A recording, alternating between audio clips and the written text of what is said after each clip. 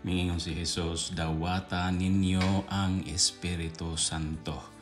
Juan Kapitulo 20, versikulo 22. Hinumduman nato kanunay nga ang simbahan.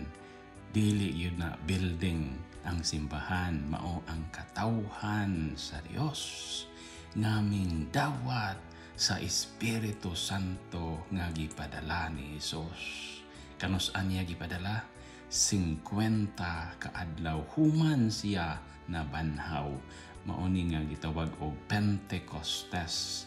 Kay Pente, buot pasabot na 50. Unsa may tabo nato kung mudawat na ta sa Espiritu Santo. Ang timailhan ni Ana nga wala na tay kahadlok sa pagtuman sa ato ang katungdanan si pare, propeta o hari. Magampo na ta, mupaambit na ta sa atong pagtuog, mubuhat ag maayo.